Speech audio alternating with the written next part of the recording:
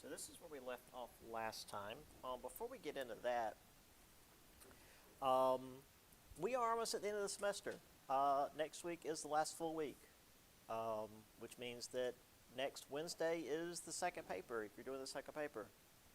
Um, I apparently have forgotten until recently to actually put that second paper topic up. I've discussed it a few times, so it's not fully unknown, but it's up on Blackboard now. It's basically the progressive era, which was the chapter before this one. Um, just talk about whatever part of that you find most interesting. It's basically an easy excuse for if you want to talk about, say, Theodore Roosevelt, or really any of the various figures in the progressive era. There's a lot of really good ones. Um, so, people, events. You can talk about the San Francisco earthquake and fire, the Galveston hurricane, um, Ida B. Wells. Uh, there's plenty you can talk about. Or, as always, you can talk about something that's not about the progressive era. Their options are open. I just know that it's easier when I narrow it down for you, for most people. So, that's the default topic. That's next Wednesday. And specifically for my online students, because I tend to get those papers in drips and drabs, I will need those as soon as possible. Obviously, I can take them a little bit after the due date. It's not hard and fast. But the week after next is exams. And then the week after that, like by that Tuesday, I've got to turn grades in. And once that's done, it's done. You can send me all the papers you want. It doesn't matter. I've got to send grades in, and then it's done. So, yeah. So our plan, we're going to finish up chapter 20. We're going to do chapter 21. That's going to be the final. That's typically how I have the third test put together anyway.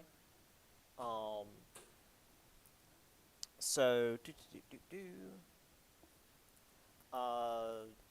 yeah, we'll do this today, Monday, and next Wednesday, and then the following Monday will be review day, and then we'll be done. So yeah, we're basically at the end. Charlie, I was just telling them that the final paper, if you're going to do it, is next Wednesday. So, but again, if you're happy with the grade so far, and you don't do it, I'll just drop it. But if you need a grade dropped, you probably want to do it. It's identical to the first one in terms of requirements.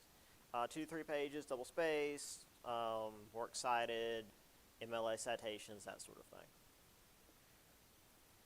So, any questions before we get into the rest of this chapter and start the next chapter? Okay, cool. And again, the PowerPoint is already up on Blackboard. I went ahead and made online versions for the rest of the chapters, so it'll be easier for you guys to review. So yeah, that's already done. So we talked about basically us starting and ending World War I, because again, we weren't there especially long. This wasn't like World War II with various fronts and different tactics and whatnot.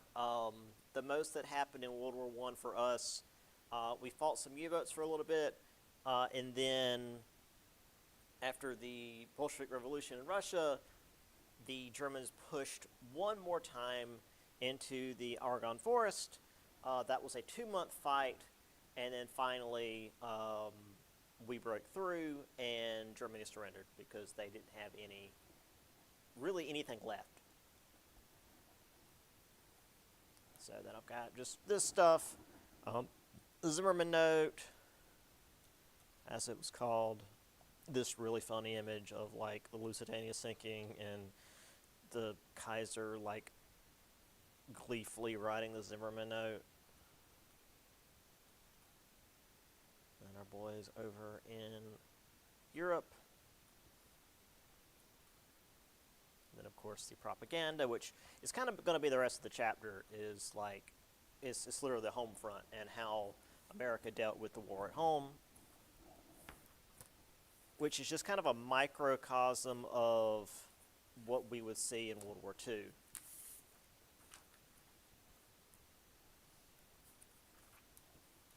All right, World War's over, yada, yada, yada. Okay. So, again, while we certainly weren't at war for the majority of the war, it was still a full mobilization. We sent a lot of guys over to fight the war, and it also required at-home mobilization, essentially. Women went to work, taking over jobs that were typically men's jobs. We'll get more into that in a minute. Okay, thought I'd left my mic off. I was about to be real frustrated with myself. The media will keep morale up. That's, again, most of the images I have are just propaganda images that the media put out. The various government business practices we had seen in the Progressive Era continued into World War I, where the government sort of took over industries. They didn't just like go in and they didn't fully take over, but they were like, hey, if you're going to help with the war, you got to dance by our tune so that we can get stuff done. If you're not, you're just not involved. So it was voluntary, but once you were involved, you were involved. Let's see. Wilson created the War Industries Board. It supervised the purchase of military supplies, make sure private industries could meet demand. This was, again, the government being involved with private industries, but not fully taking it over.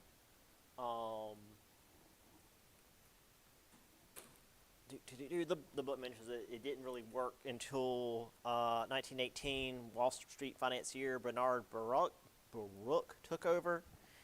Again, whatever. Cool, great. National War Labor Board. Now, this was important, and this is something we'll also see in Great Depression and World War II, because if I have time, I want to just like briefly go over those. They won't be on the test, but I do like to at least give you guys the information. Basically, we need to maintain steady production of this war material, so we need to ensure that nobody's going to go on strike, and rather than just outlawing strikes, because you just can't outlaw strikes, people are going to go on strike, let's mediate the disputes and make it so people don't have to go on strike.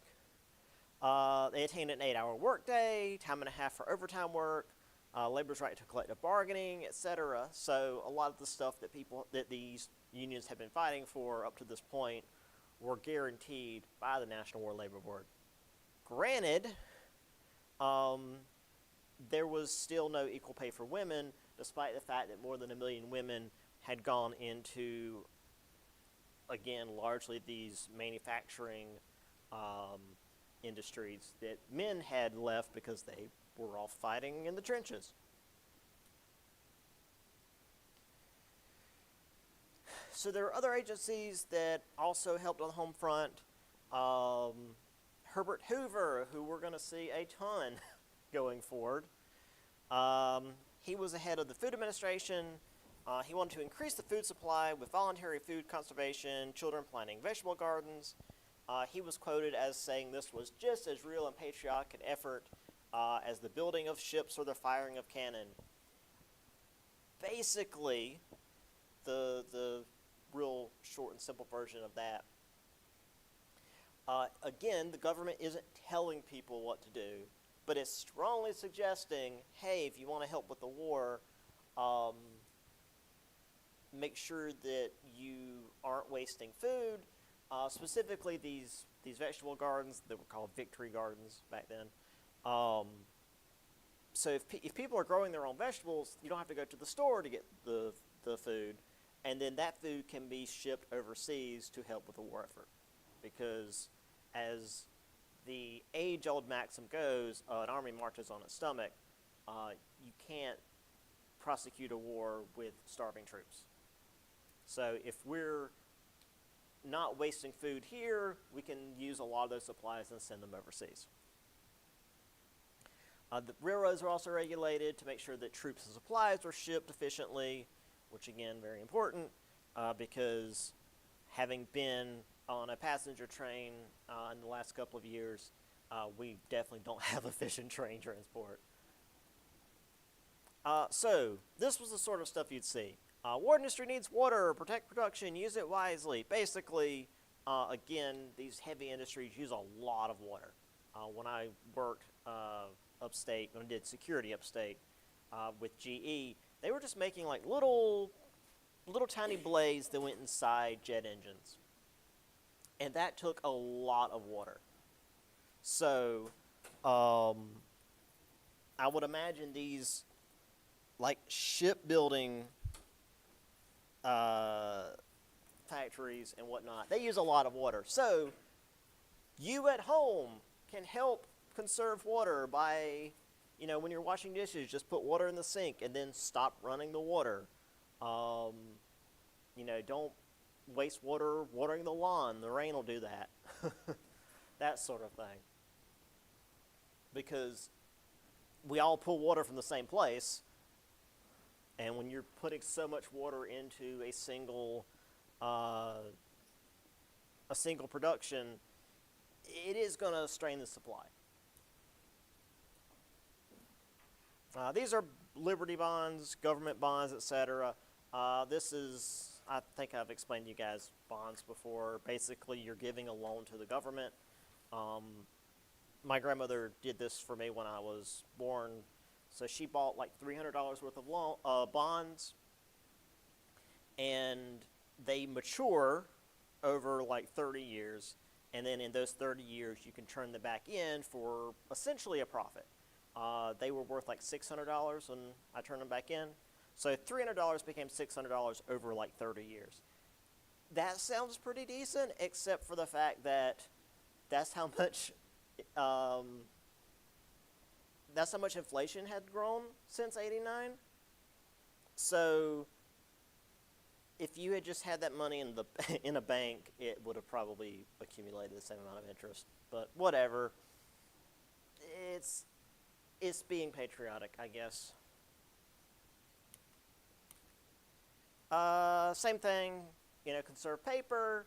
Apparently a pound of paper wasted is a pound of fuel wasted, so they could use paper for fuel.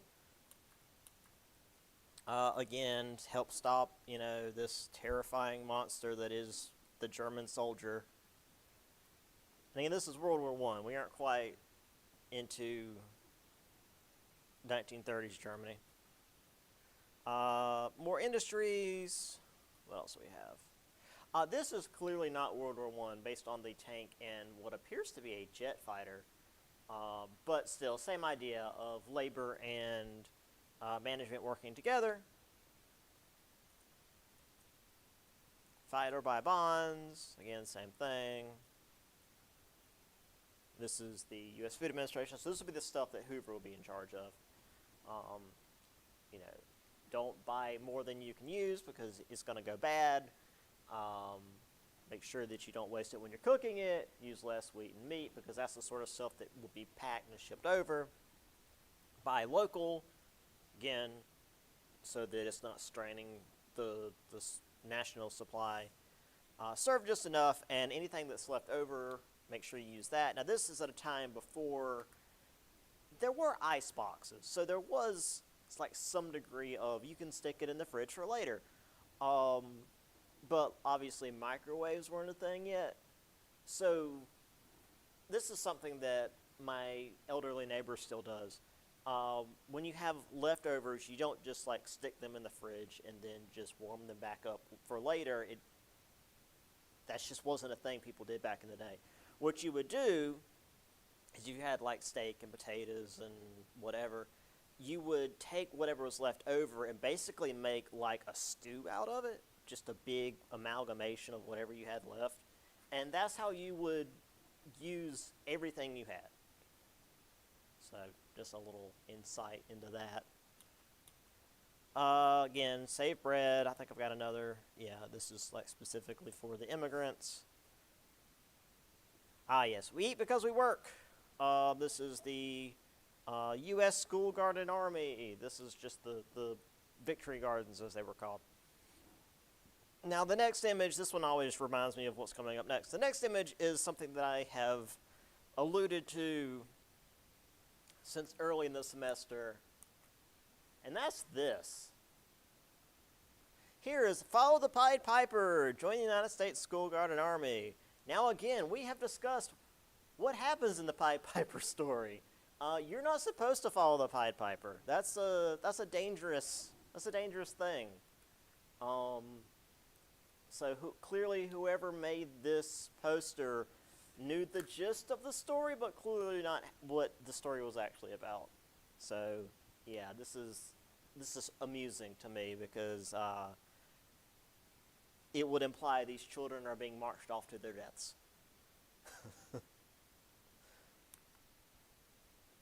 All right.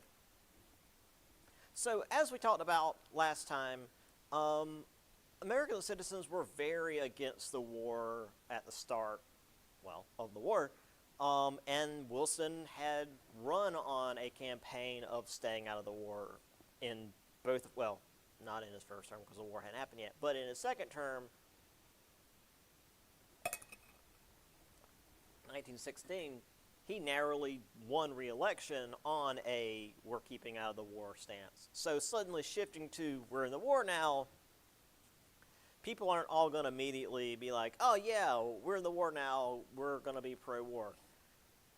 Granted, between the Lusitania, the Zimmerman Note, that sort of what they saw as blatant attacks on Americans, a lot of the sentiment had shifted. However, there were those that were still very much against us going to war. So Wilson created the Committee on Public Information. That was headed by the journalist George Creel. They created propaganda to inspire patriotic fervor, encouraged reporters to censor their war coverage, creating film reels that show the Allies as saviors of civilization, the Central Powers as savage beasts. Basically what I've already shown you guys. There was a particular incident at the Battle of the Somme in World War I, where the British basically artillery blasted the German line for a week straight, and then were just told they could stroll across no man's land and take the German trenches because they'd all be dead. Well, that didn't happen, and they were gunned down as they stepped out over the trenches. And the worst part about this was it was all filmed because the British were going to use this as a nice big propaganda piece to show their people at home how great the war's going. And they didn't think to cut out the part where their boys were being shot. And it caused hysteria back in England. So post that, war coverage became censored and very heavily checked before being released to the public. However, propaganda and censored war footage was not enough. So in 1917, the Espionage Act was passed. This prohibited anti-war activities like interfering with the draft or mailing publication that advocated forcible interference with any laws. 1918, they passed the Sedition Act.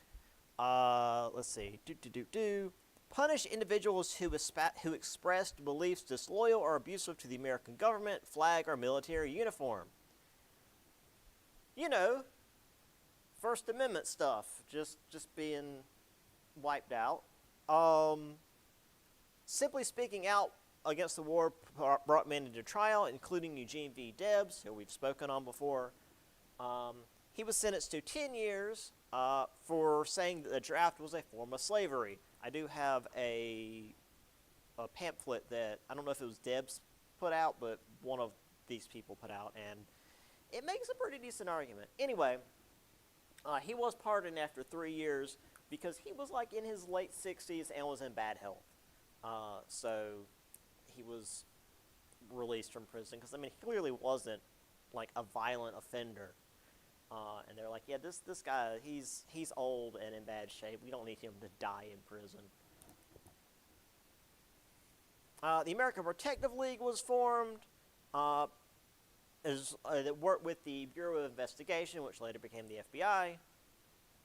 Again, you're seeing all these things form, where they would spy on German residents that were suspected of being spies for the enemy. Basically, if you had immigrants who spoke their native language or partook in foreign customs, they were seen as being not true Americans and therefore a danger to the war effort. So this made all that racism we saw before basically officially governmentally sanctioned. That's the word I'm looking for. And still not as bad as things get in World War II. Anyway, U.S. official war pictures. That is a really good poster, actually. Here's another one of the, like, food things. Eat more cottage cheese, which immediately makes me want to puke.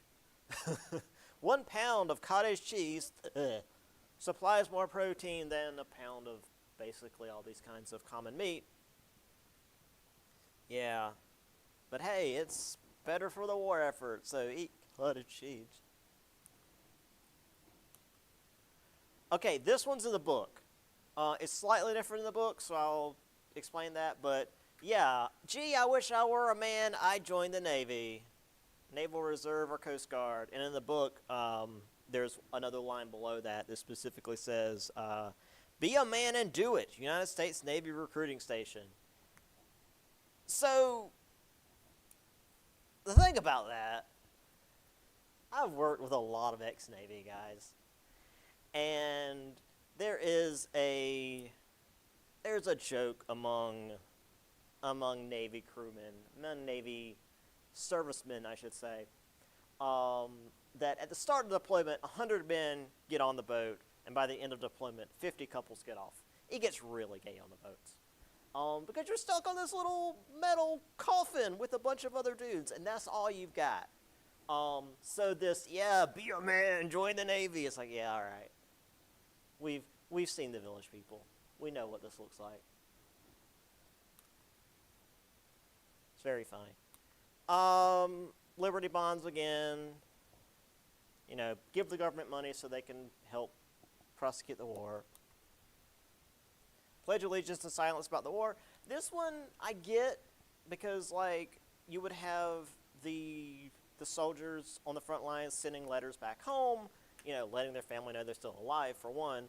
But a lot of times these idiot soldiers would talk about, like, where they are and where they're going and what they're doing. Stuff that would be intel to the enemy.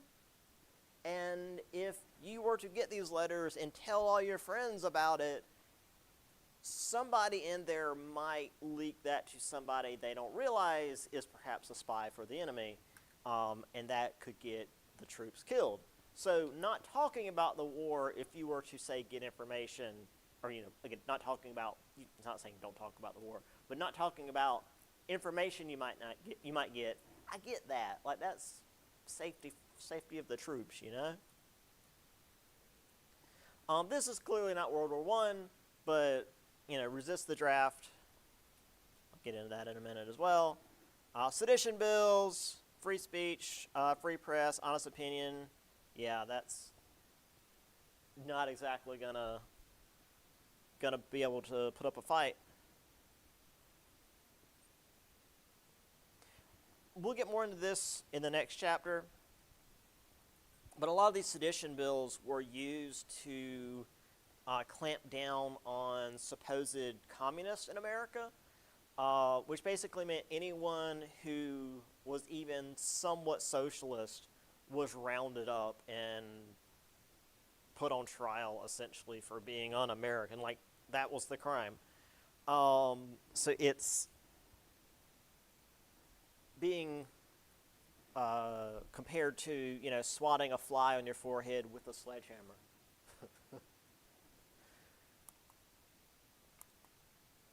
So yeah, 200,000 secret agents cover the U.S. Great, thanks for letting everybody know.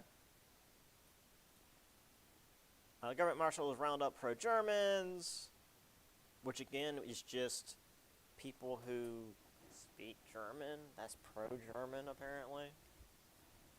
Which, again, as I said, there's a whole section of the country that today still speaks German as their primary language. This is going back to the previous one, where any kind of, they call it agitation, which is to say strikes that delays war industries, is basically helping the enemy.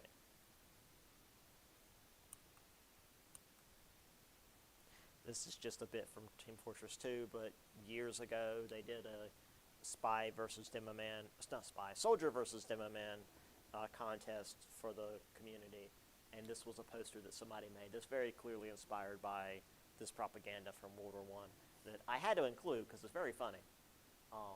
It's like, oh, the Germans eat babies. It's like, okay, sure. That's something that they would have said in these posters. Anyway. So, in January of 1918, excuse me, which was 10 months before the war was even over,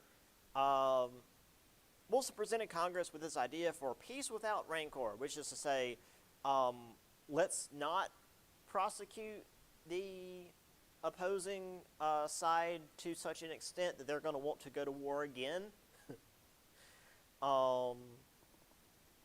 He wanted to prevent future conflicts, which, again, is literally the opposite of what happens because of the results of World War I is what caused World War II, by the way. These are based around his 14 points, include freedom of the seas, open diplomacy, free trade, self-determined for colonial subjects, etc., etc. A lot of different things. The most important, though, for us was this creation of a League of Nations where countries could come together for peaceful resolutions and also work together to deal with military conflicts if necessary. This is a proto-UN. This is before the United Nations, clearly. It never really got off the ground, but the idea stuck around and eventually created the United Nations. Oh, also, the open diplomacy thing is also kind of important. It's not important for the test, but like for the context of what's going on. The reason World War I happened, it's like, oh, Archduke Franz Ferdinand got assassinated. Who cares? He wasn't even, like, in charge of anything. He was the heir to the throne of Austria. But the reason all of that came crashing down is it happened in Serbia. Austria had been wanting to take over Serbia for a while, which is the reason that it happened. That's why they wanted to get rid of this guy. Austria was clearly going to invade Serbia.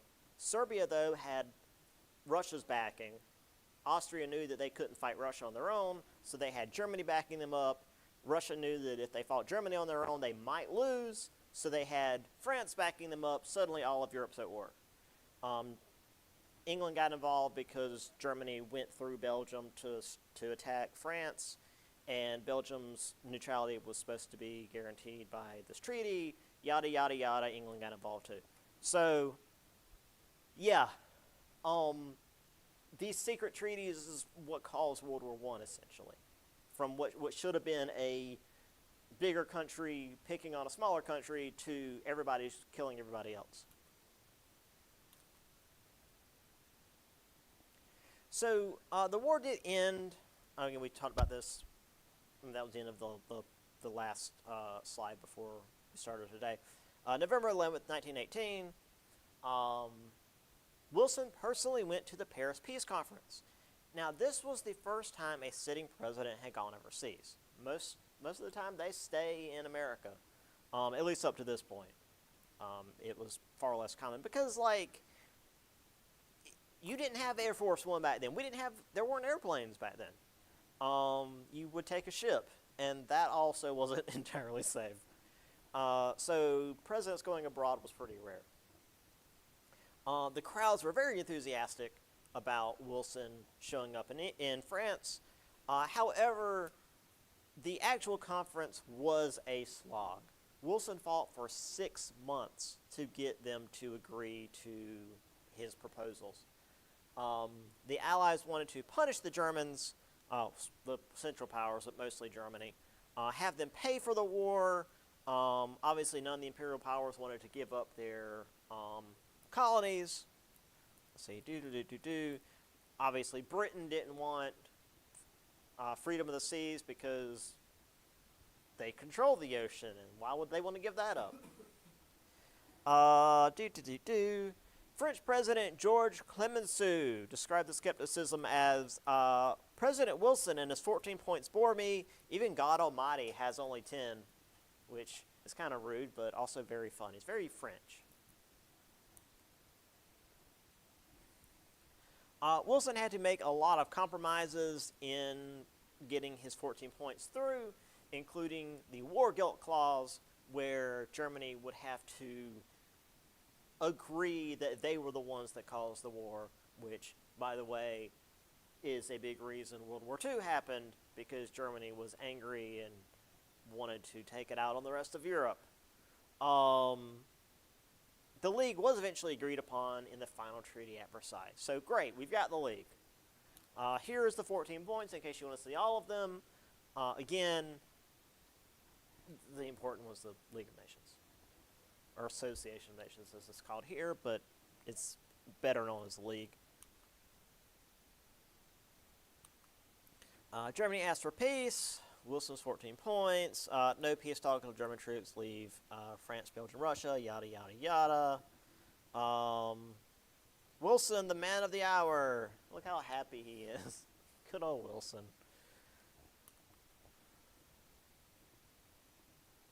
That said, though, there were signs from the start that the League of Nations was not going to last. While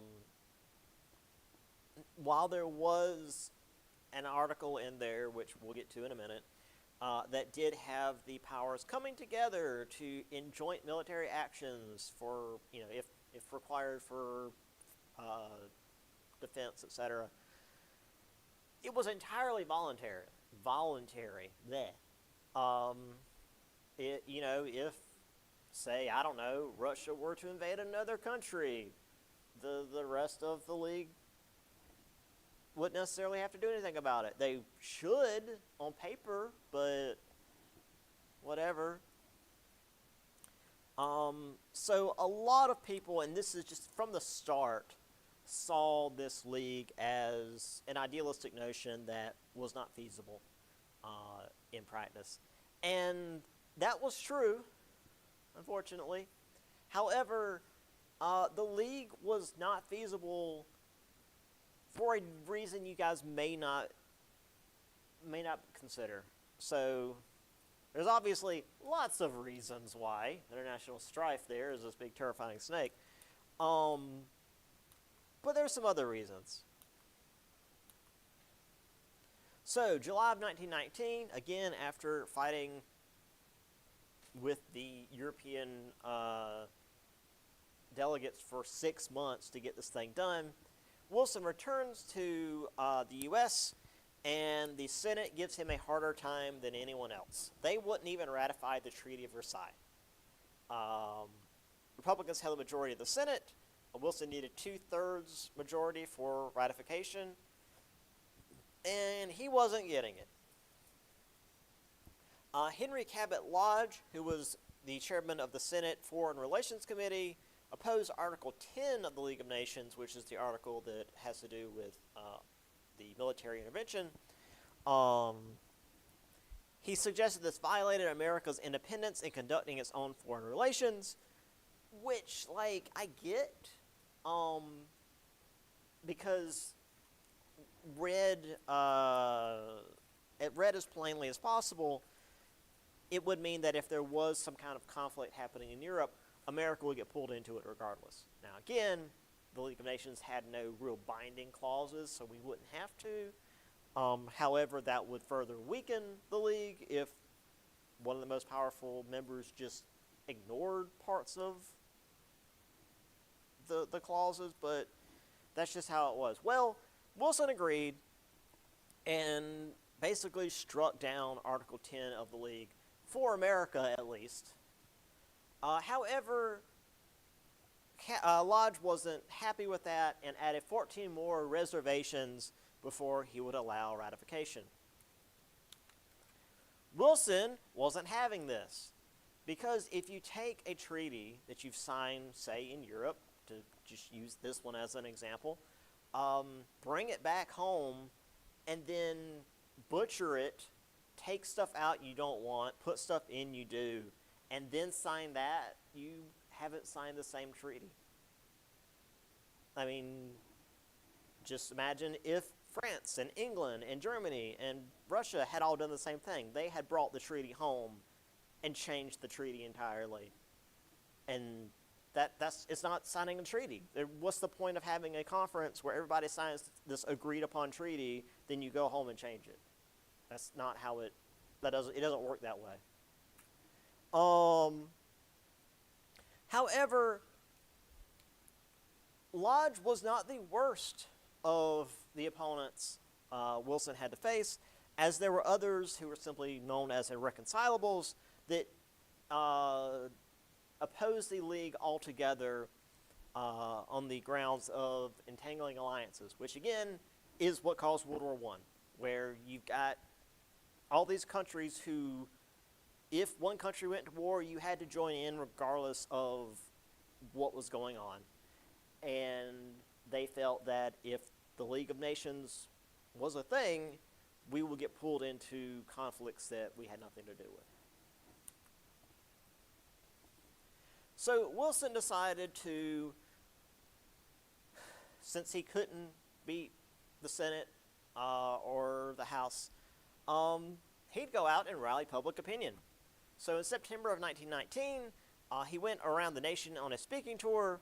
Over the course of 3 weeks, he traveled 8,000 miles by train, maintaining a grueling schedule. After a stop in Pueblo, Colorado, he collapsed and canceled the rest of his trip. On October 2nd, he suffered a near-fatal stroke, left him partially paralyzed, emotionally unstable, and mentally impaired. His wife, Edith, had to maintain the White House for the next, basically, year and a half. The attempted ratification of the League of Nations literally almost killed Wilson.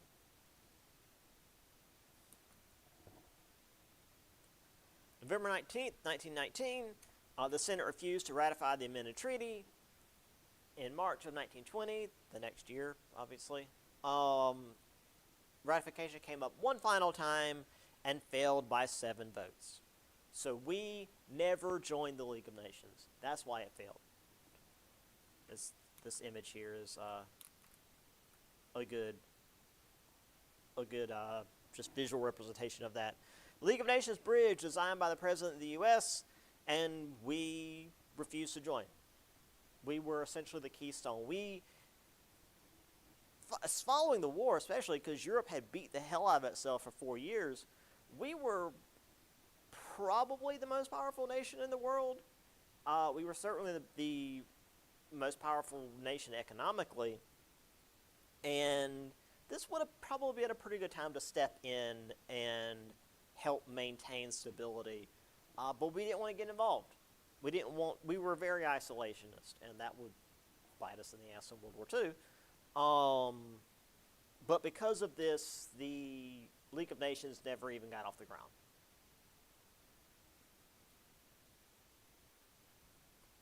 So we have Wilson taking the League to the American people, the draft getting attacked by Republican hostiles. It's got Wilson's creepy little face on it. Here we have the foreign entanglements, and you've got, is that, it doesn't say who that is. Oh, just U.S. Senate, bursting through the window like the Kool-Aid Man, interrupting the ceremony of America's getting entangled in, well, the League. And this is a pretty good representation of basically what the treaty would have looked like after Lodge got done with it. Because, yeah, it would have been butchered. It would have been nothing like how it was originally written. And by then, what's the point?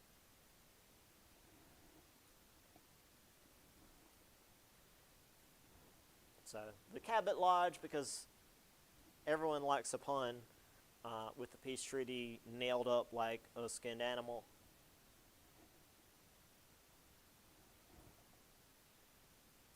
So, the conclusion for the chapter. In the last 10 years of the 19th century, the U.S. became an imperial power.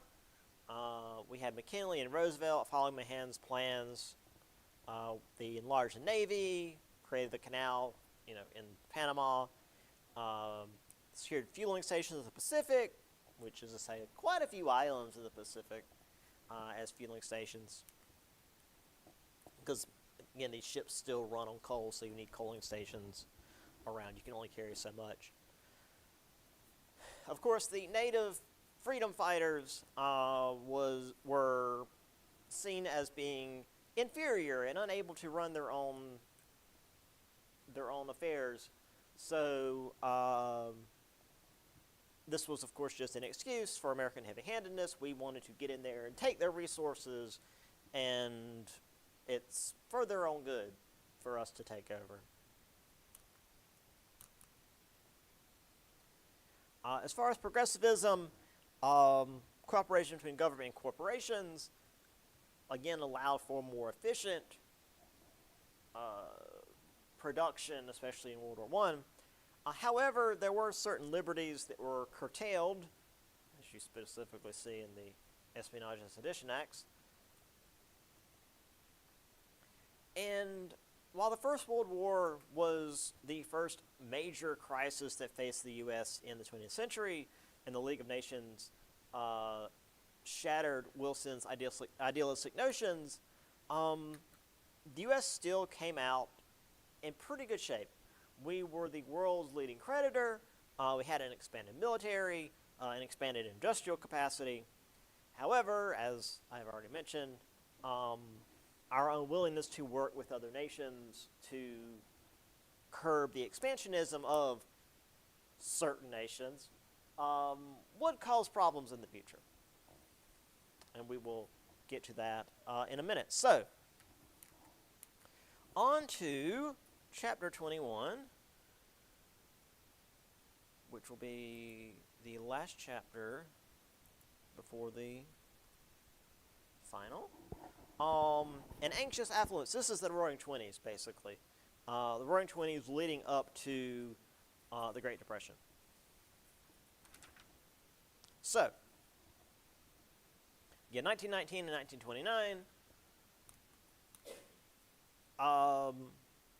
So the First World War is over. However, the government was still using the various powers it had given itself to suppress American citizens who were considered not loyal. So we have a couple of examples here. We already talked about Debs.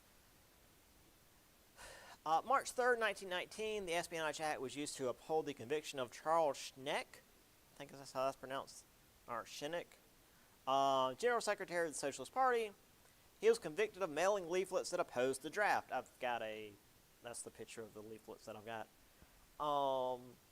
Supreme Court decided this, said that wartime Congress had the authority to prohibit individuals from using words that create, quote, a clear and present danger to the safety of the country. Which, to be fair, I know when you think about like America fighting communists, that's the 1950s and beyond, there was a Red Scare already. Russia had had its Bolshevik Revolution. There was still fighting happening in Russia. In fact, the Russian Civil War post the Bolshevik Revolution. I want to say killed more people than the First World War did, just within Russia. Wilson, as well as, I want to say the British, French, and I know Japanese, sent troops into Russia to aid anti-Bolshevik forces.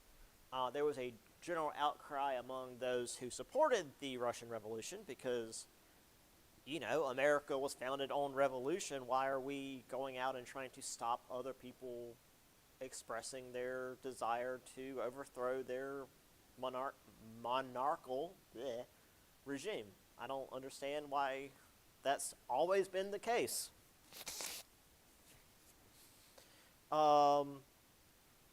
This led to a number of anarchists dropping leaflets off a building in New York City's Lower East Side, calling for a general strike until the U.S. pulled troops out of Russia. 6 individuals were prosecuted for this for violating the Espionage and Sedition Acts. The Supreme Court affirmed this in Abrams v. United States on November 10, 1919. The sending troops to Russia thing didn't last very long because the anti-Bolshevik forces were really on the back foot, and nothing short of a true invasion of Russia would have helped them. And we didn't have the troops or the willpower to do that. So here is Schenek. Schencck. I guess that's Schenek. Schenek, I don't know. Here we go. I believe these are the leaflets that he mailed out. Either way, this is the same idea. Long live the Constitution of the United States. Wake up, America. Your liberties are in danger. The 13th Amendment, Section 1 of the Constitution of the United States states, neither slavery nor involuntary servitude, except as a punishment for a crime whereof the party shall have been duly convicted, shall exist in the United States or any place subject to their jurisdiction. Tell me, does being forced into the military to go fight in a war you perhaps don't support sound like involuntary servitude to you? Does it not? Being forced out of your home to go do what you don't want to do? It's not voluntary. Well, no, that's what I'm saying is, does that sound like involuntary servitude? Yeah. So, I get where they're coming from. Like saying it's a form of slavery, that off the top of your head, that sounds weird. But then when you see it written out like that, it's like, okay, I kind of get it. Because, if you want to join the military, whatever. But hey, cool, you're between whatever the ages are, 18 to 32 or whatever. You're in the military now. Congratulations. Yeah, that's involuntary. So I can see that being seen as not exactly following the Constitution. Of course, we do have these message from the Ministry of Homeland Security. Protesting, it's just un-American. Yep. Boy, the good thing people don't think that way anymore, huh? Imagine if cops punched people and didn't just shoot them in the face. Here's a nice one to have the week after Easter. This man subjected himself to imprisonment and probably to be shot or hanged. The prisoner used language tending to discourage men from enlisting in the United States Army. It is proven and indeed admitted that among his incendiary statements were, "Thou shalt not kill," and "Blessed are the peacemakers." Yep. Yes.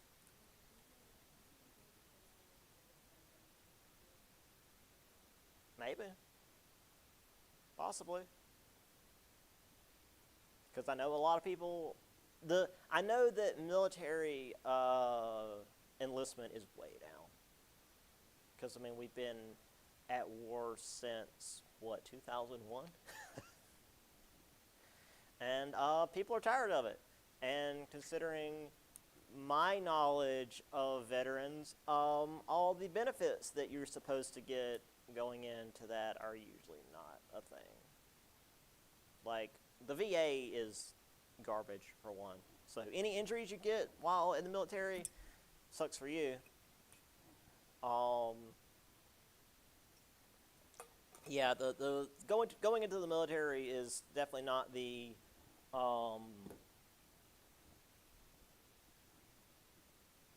ideal decision it used to be. And I don't know, maybe. Supposedly the war was over like the week after it started, but also maybe it's going to last a few more months. Who knows? I don't know. I don't know why we've decided to blockade a strait that was being blockaded against us. That makes sense. Great. Normal things are happening, you guys. So yeah, I don't know. Maybe I think I'm out of the age range for that. So I'm probably safe. I mean, I might get, like I said, I might still get black bag for speaking out against, these things that are happening. That might be enough for me to get sent off to, El Salvador or whatever. This one, I shouldn't have this one here. This is another one of the, one of the reasons that I get for the espionage bill of don't talk about military movements, because that's stuff that the enemy can use.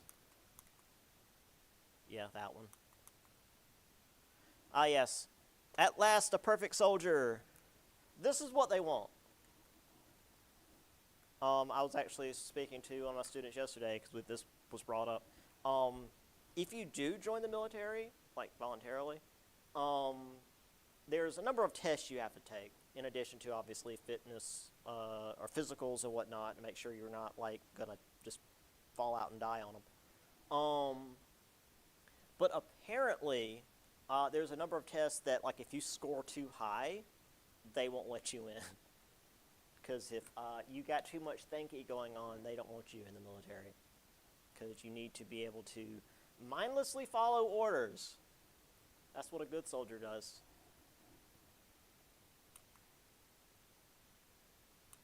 Here are the anarchists, no, some of the anarchists. There were 6 that were convicted that dropped the leaflets off the building. Some of the demonstrations against the intervention in Russia. I showed you guys, well, no, I had this before when we were talking about the Espionage and Sedition Act, and this was way before. So you've got over here traitor, spy, Sinn Féin. For some reason, that was a group in Ireland that were technically terrorists, but mostly against the British, and kind of justified against the British. But then also over here, the IWW, the Industrial Workers of the World. We really hate labor unions here in the U.S. Because that keeps coming up, which I'll get to in this next slide. So there was a Red Scare here in America. Again, this is before the 50s. This is before McCarthyism. There was a period of the Bolshevik revolution's happening in Russia. It's going to spread to the rest of the world. Oh no, we're going to get overrun by communists. This fear of communist-inspired radicalism. Obviously, communism never really gained much of a foothold in the U.S., and especially with the Cold War, anything that's even anywhere near, I mean, we wouldn't be able to pass Social Security today if we didn't have Social Security. There's communism. But yeah, that never happened. However, a few number of extremists allowed for concern to stay up, and a number of ambitious politicians used this to their advantage. Once again, McCarthyism before McCarthy. There was just enough going on that politicians could make a big deal out of it so they could get what they wanted. Speaking of, we definitely don't have communism, despite what some people will tell you. Um, there was apparently a movie production going on from, I think it was the Daily Wire. I don't know. It's whatever it's that production company Ben Shapiro owns, and um, the actor like fell out of a window because there was no safety on set. And in movie production, there's always lots of like safety things. And the crew, the people who were there that were supposed to be like maintaining the safety things, but there was nothing there to maintain because the production didn't provide it. They walked off. They refused to work because the conditions were unsafe. And when asked about it, the production company responded, "We don't negotiate with communists." So, safety in the workplace is communism now. Just remember that. Now, speaking of blaming it on communists, there were economic problems. Now, granted, America as a whole was in good shape, but that doesn't mean anything for the common man. Basically, we were doing so well during the war, economically, that switching back to civilian production caused a slump. Shifting from wartime economy back to civilian production caused all these extra jobs to be shed, so people were out of work.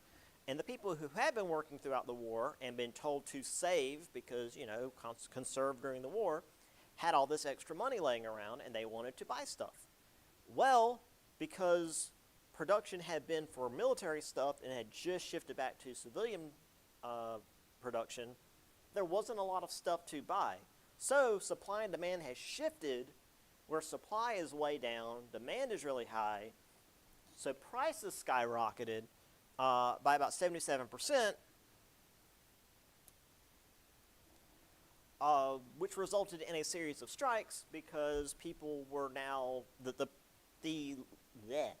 wages that they had been making during the war also were brought down because we can't do that. We can't give you the money we were making during the war. So there was this belief that the United States was under attack by some kind of sinister unseen forces.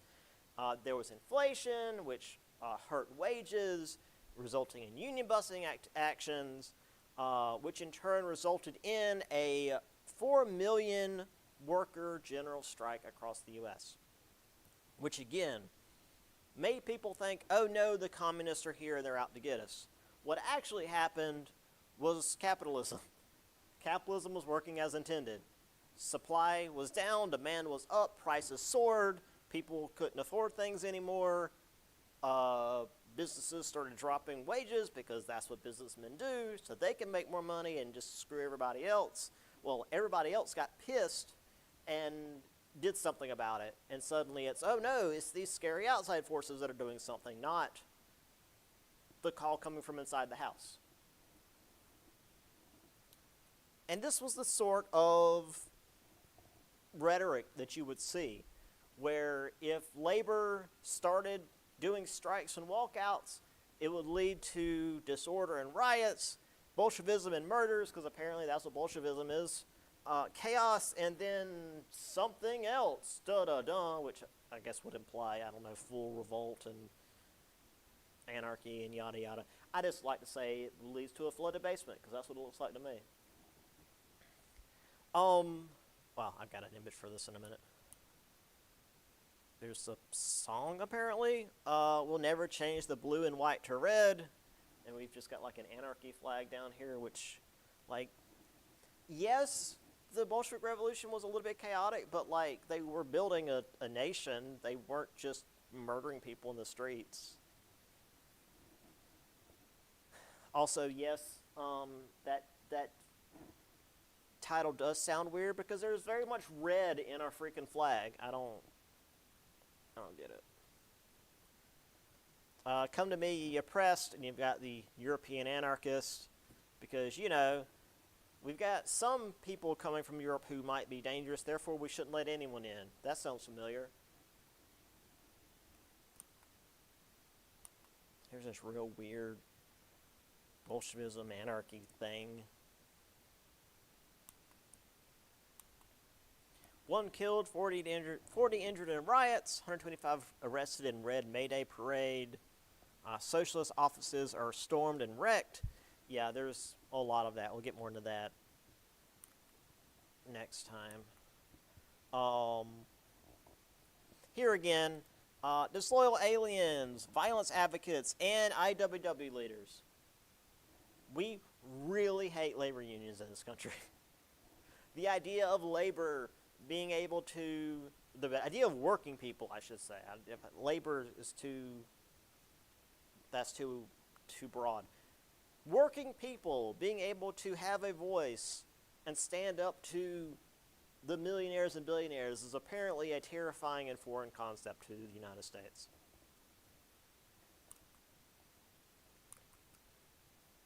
So here we can't digest the scum, the world's melting pot, and they're scraping this, quote, scum off the top, including the red flag, Bolshevism, the mad notions of Europe, which is just more communism, anarchy, un-American ideals, which, what does that even mean? And then again, as you can see in bold over here, IWW, because we just really hate the IWW. They're a successful labor union, and we hate them. So we're just going to lump them in with all these other things that sound mean and scary. And so when people hear about the IWW, they'll think Bolshevism and riots and murders and all of that.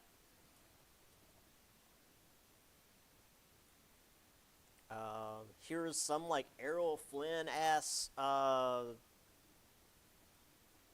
pirate attack going on. These communists attacking American labor. Yeah. Is this tomorrow? And you've got just everything burning down and people murdering each other in the streets. Which again, like, yes, the Bolshevik Revolution was violent. There was a lot of death following the Bolshevik Revolution because there were those who fought against that. And literally millions died. But also it's Russia, so there's a lot of people there. But they weren't just like murdering each other in the streets for shits and giggles. I mean, we had just had ourselves a civil war. Let's see, this is 1920, let's say. It had been 60 years since our Civil War.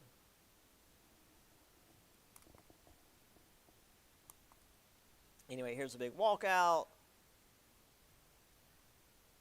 And when you've got all these people not inside working, that company is not making any money.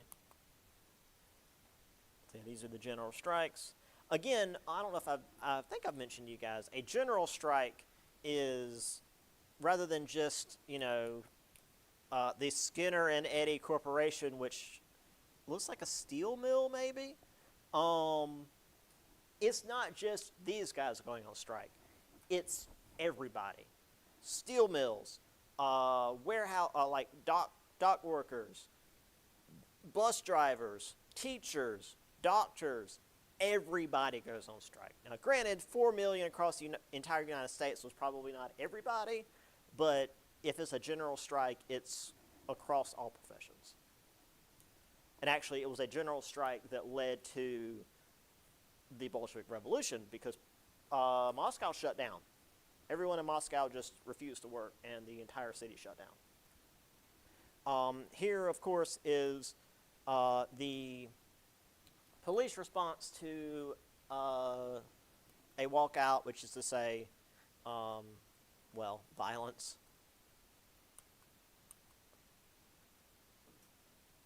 Seattle under the red flag, I guess. Oh, here we go. So here we have another steel corporation. And you've got, these are World War I soldiers. They've got the helmet and the bayonets and everything, and they're standing in front of the the steel mill, basically guarding it so that people don't try to do a walkout or a strike. That's just straight up government intimidation. Anyway, we'll do more Red Scare stuff. Today's Wednesday. Next Monday. And see how far we can get in chapter 21. So I'll see you guys next time. Have a good weekend.